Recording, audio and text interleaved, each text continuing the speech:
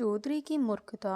एक गांव में एक निर्धन ब्राह्मण अपनी पत्नी के साथ रहता था। उसकी गरीब हालत देखकर गांव के लोगों ने सोचा कि थोड़ा चंदा इकट्ठा करके क्यों न इसे कुछ काम करा दिया जाए। गांव के चौधरी की देखरेख में चंदा इकट्ठा किया गया तथा उससे ब्राह्मण को एक घोड़ा तांगा दिलवा दिया गया। ब्राह्मण उससे सवारी ढोता और इस प्रकार अपना गुजारा चलाने लगा। एक दिन सुबह जब ब्राह्मण शहर से गांव की तरफ लौट रहा था तो उसे दो सवारियां मिली। उनमें से एक सरकारी विभाग में अमीन व दूसरा उसका चपरासी था। उन्होंने ब्राह्मण से पूछा, क्या तुम्हारा तांगा खाली है? अगर खाली है तो गांव में जाना है, वहां का क्या लोगे? ब्राह्मण ने कहा कि खाली है और अमीन साहब से वहां के 5 रुपए लूँगा और चपरासी से 2 रुपए। अमीन ने कहा कि ऐसा क्यों? इस पर ब्राह्मण ने कहा कि चपरासी की आय कम है और आपकी ज़्यादा, इसलिए उससे किराया कम लूँगा और आपसे ज़्यादा। सौदा तय हो गया। सफ़र करीब 10 किलोमीटर का था। दोनों तांगे में बैठ गए और चल दिए। चपरासी काफ़ी बुजुर्ग था। ब्राह्मण ने चपरासी से कहा कि चपरासी साहब, आप काफ़ी बुजुर्ग हैं, कृपया अपने अनुभव के आधार पर कोई ऐसा किस्सा सुनाएं जो जीवन में काम आए। चपरासी ने कहा कि एक अनुभव का 1 रुपया लूँगा। ब्राह्मण ने कहा कि ठीक है, सुनाओ। उसने सोचा कि सफ़र कटेगा और 1 रुपया कम मिलेगा तो कोई बात नहीं, 3 रुपए तो अमीन साहब से फालतू लेने ही हैं। चपरासी ने कहा कि सुनो, अपने मन की या ऐसी कोई बात जिसे आप छिपाकर रखना चाहते हैं उसे कभी भी अपनी पत्नी को मत बताना। ब्राह्मण ने कहा, आगे? चपरासी ने कहा, बात खत्म हो गई और सुननी है तो उसका 1 रुपया और लगेगा। ब्राह्मण ने सोचा, अभी तो अमीन के 2 रुपए और बचे हैं, क्यों न एक बात और सुन ली जाए। उसने कहा, ठीक है, सुनाओ। चपरासी ने कहा कि जिस बात को 4 आदमी कहे उसे मान लेना चाहिए। ब्राह्मण ने पूछा, आगे? चपरासी ने कहा कि बात खत्म हो गई, अगली बात के लिए अगर 1 रुपये और देने के लिए सहमत हो तो सुनाओ। ब्राह्मण ने कहा, ठीक है, सुनाओ। चपरासी ने कहा कि मुर्दों को कंधा देना चाहिए व कुछ दूर उसके साथ साथ चलना चाहिए। ब्राह्मण समझ गया कि चपरासी साहब की बात खत्म हो गई है और अब अगली बात सुनी तो उसका 1 रुपया और लगेगा तो मूल किराए में से जाएगा। इसके बाद ब्राह्मण ने और कोई बात सुनने को नहीं कहा। उन दोनों सवारियों को उतारकर ब्राह्मण अपने घर पहुंचा। अगले दिन ब्राह्मण सुबह तांगा लेकर शहर पहुंचा। रास्ते में उसने देखा कि भीड़ लगी है। थोड़ा आगे चलकर देखा, वहां पुलिस वाले भी खड़े थे। उसने तुरंत तांगा वापस मोड़ा क्योंकि वह जानता था कि पुलिस वाले कुछ न कुछ काम बता देंगे और पैसा देंगे। पैसा नहीं। तभी एक पुलिस वाले की नज़र उस पर पड़ी और उसने कहा कि अरे तांगे वाले, इधर सुन, कहाँ जा रहा है? ब्राह्मण रुक गया और समझ गया कि अब तो फंस गया है, शाम तक आज कुछ नहीं कमा पाएगा। पुलिस वाले ने कहा कि इस आदमी का एक्सीडेंट हो गया था, यह मर गया है, इसे पोस्टमार्टम के लिए ले जाना है, इसे उठाकर तांगे में डाल दो और मोर्चरी में ले जा। ब्राह्मण ने कई बहाने बनाए, कहा कि उसे काम से जाना है, लेकिन पुलिस वाले ने उसे डांट दिया कि पहले इसे वहां पहुंचा। वहां पर खड़ी भीड़ में से भी कुछ लोग ब्राह्मण से कहने लगे कि ले जाओ, कुछ नहीं होगा।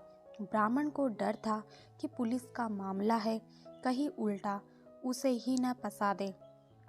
फिर ब्राह्मण को चपरासी की बात याद आई कि जब 4 लोग कहे तो बात मान लेनी चाहिए उसने सोचा कि आज फंस तो गए ही हैं, क्यों न चपरासी की बातें आजमा ली जाए। ब्राह्मण ने मन को समझाया और मृतक को उठाकर टांके में डाला और चल दिया। अस्पताल पहुंचकर जब ब्राह्मण ने उसे नीचे उतारने के लिए उसे उठाया तो मृतक के शरीर से उसके शरीर में कुछ चुभा। ब्राह्मण ने टटोल कर देखा तो मृतक की अंटी में एक थैली थी जिसमें सोने के सिक्के तथा मोहरें थीं। ब्राह्मण ने उन्हें निकाल लिया। वह अपने घर आ गया। कुछ दिन तक ब्राह्मण चुपचाप अपना तांगा चलाता रहा। वह गुजारा करता रहा क्योंकि वह जानता था अगर तूने इस धन का इस्तेमाल किया तो लोग उससे चिढ़ने लगेंगे और पीछे पड़ जाएंगे कि उसके पास इतना धन कहाँ से आया। कहा तो वह भूखा मरता था। उसने यह बात अपनी पत्नी को भी नहीं बताई क्योंकि वह चपरासी की बात उसे याद थी। कुछ दिन बाद ब्राह्मण ने अपनी झोपड़ी की जगह एक पक्का मकान बनवाया और आराम से रहने लगा। उसके पड़ोस में रह रहे चौधरी को उससे जलन होने लगी कि इसका घर मेरे घर से अच्छा बन गया है, वह भी इतनी जल्दी, इतनी प्रगति। उसने सोचा कि ये ब्राह्मण करता क्या है, जरूर कुछ न कुछ गड़बड़ है। उसने सोचा कि पहले पता लगा लेना चाहिए कि मामला क्या है। वह कई दिन तक ब्राह्मण के पीछे छिप छिप कर जाता रहा। वह पता करने की कोशिश करता रहा लेकिन पता नहीं चला सका। थक हार कर जब दिन शाम को वह घर लौटा तो सोचने लगा कि कैसे पता चले। तभी चौधरी की पत्नी अपने मायके से आई। उसने देखा कि उसके पड़ोस में इतना अच्छा मकान बन गया है। जब उसे पता चला कि यह ब्राह्मण का मकान है तो उसे भी जलन हुई। वह आकर चौधरी पर लाल पीली हुई कि सुबह से शाम तक 2 किलो तंबाकू हुक्के में भर भर कर लोगों को पिलाते हो, कुछ करते न धरते हो।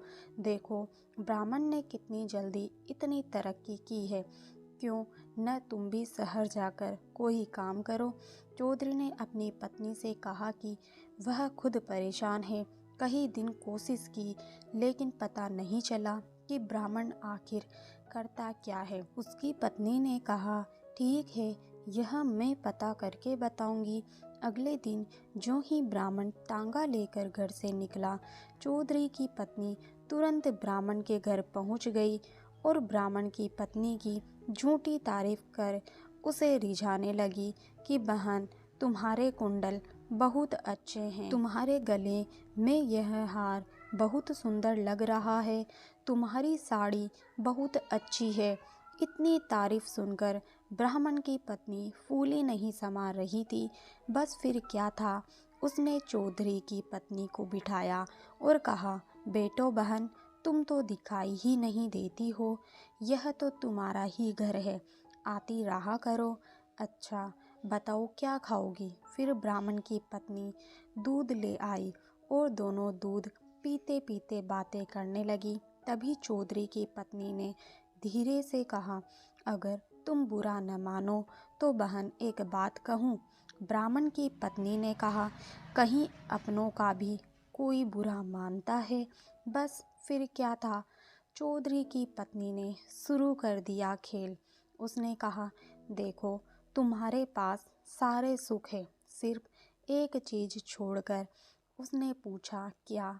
चौधरी की पत्नी ने कहा कि तुम्हारे पति तुम्हें अपनी बातें नहीं बताते कि वो क्या करते हैं, कैसे पैसा कमाते हैं, और हमारे चौधरी मुझसे पूछे बगैर कोई काम नहीं करते और शाम को आते ही एक एक मिनट का हिसाब देते हैं। ब्राह्मण की पत्नी ने कहा, चिंता न करो बहन, आज से मेरे पति भी एक एक मिनट का हिसाब देंगे। शाम को ब्राह्मण जब घर लौटा तो उसकी पत्नी ने खाना नहीं बनाया था और तैयार बैठी थी। उसका चेहरा देखकर ब्राह्मण भी समझ गया कि आज कोई बात जरूर है। ब्राह्मण ने पूछा, क्या बात।